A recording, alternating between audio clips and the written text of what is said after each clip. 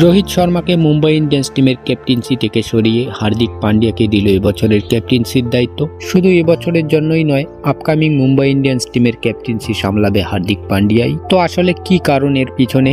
রোহিত শর্মা কি পদক্ষেপ নিতে চলেছে আগামী দিনে? তিনিও কি হবে অন্য টিমের সঙ্গে ট্রেড? পুরো ডিটেলসে আলোচনা করব ভিডিওটিতে। তাছাড়াও ক্রিকেটের টপ 5টি নিউজ নিয়ে এসেছি আপনাদের সামনে, ভিডিওটি লাস্ট অব্দি দেখতে থাকুন। তো মুম্বাই ইন্ডিয়ান্স টিমের ক্যাম্প থেকে অফিসিয়ালি নিউজ এসেছে, হার্দিক পান্ডিয়া হতে চলেছে নতুন ক্যাপ্টেন। কয়েকদিন আগে গুজরাট টাইটেন্স টিম থেকে ট্রেড করে মুম্বাই ইন্ডিয়ান্সে নিয়ে এসেছিল Hardik পান্ডিয়াকে।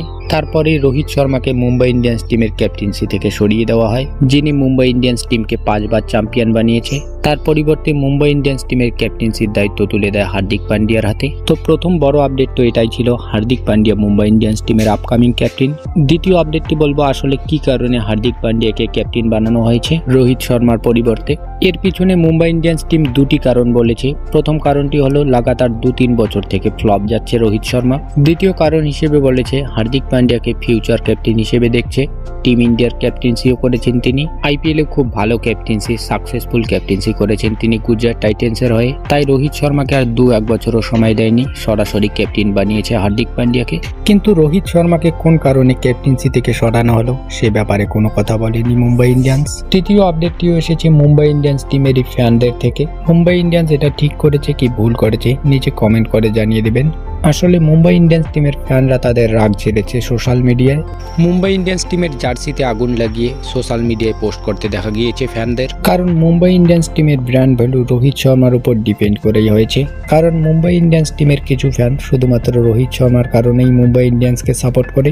Next আপডেটটিও Mumbai Indians team থেকেই এসেছে। সূর্য কুমার যাদব ইনস্টাগ্রামে হার্ট ব্রেকিং ইমোজি পোস্ট করেন, কারণ তিনিও মনে করেছিলেন মুম্বাই ইন্ডিয়ান্সের আপকামিং ক্যাপ্টেন সূর্য কুমার যাদব অথবা জাসপ্রীত বুমরার মধ্যে যে কেউ হবে। কিন্তু এদের মধ্যে কারো হাতে ক্যাপ্টেন্সির দায়িত্ব না তুলে দিয়ে হার্দিক পান্ডিয়ার হাতেই তুলে দিয়েছে ক্যাপ্টেন্সির দায়িত্ব। তো মুম্বাই ইন্ডিয়ান্স টিমে তো একদমই ঠিক চলছে না সবকিছু। জাসপ্রীত বুমরাও ইনস্টাগ্রামে পোস্ট করছেন, sometimes silence is the best answer.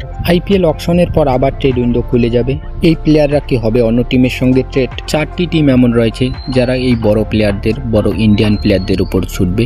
এদের মধ্যে দিল্লি ক্যাপিটালস টিম তো রোহিত শর্মাকে অ্যাপ্রোচ করেছিল টিমে আনার জন্য। তাছাড়াও সিএসকে টিমও নামি দামি ইন্ডিয়ান প্লেয়ার খুঁজছে, যার হাতে ভবিষ্যতে ক্যাপ্টেন্সির দায়িত্ব তুলে দেবে। কারণ MS ধোনি ছাড়া সিএসকে টিমের তেমন সাকসেসফুল ক্যাপ্টেন একজনকেও দেখা যায়নি।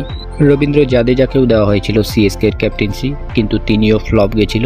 নেক্সট টিম এসআরএইচ টিমেও নামি দামি ইন্ডিয়ান প্লেয়ারের দরকার। এইডেন মার্করাম এসআরএইচ টিমের ক্যাপ্টেন্সি করছেন। এসআরএইচ টিমে ইন্ডিয়ান ক্যাপ্টেন্সির অপশন তো তেমন ভালো নেই। সূর্য কুমার যাদব এই টিমে আসলে এই টিমের ক্যাপ্টেন্সির দায়িত্ব পাবেন। দিল্লি ক্যাপিটালস ও ঋষভ পান্তের চোট নিয়ে সমস্যায় আছে, কারণ এখনো পর্যন্ত কনফার্ম ডেট সামনে আসেনি ঋষভ পান্ত কবে পুরোপুরি ফিট হবে। পাঞ্জাব কিংসেও শিখর ধাওয়ানের রিপ্লেসমেন্ট দরকার, একজন ভালো ইন্ডিয়ান ক্যাপ্টেনের দরকার। তো এই 3 জন প্লেয়ার খুব গুরুত্বপূর্ণ প্লেয়ার প্রত্যেক টিমের জন্য। ট্রেড উইন্ডো আবার ওপেন হওয়ার পর প্রত্যেক টিমই চাইবে এদের মধ্যে যে কাউকে টিমে অ্যাড করতে, যদি এই প্লেয়াররা রাজি হয় ট্রেডের জন্য।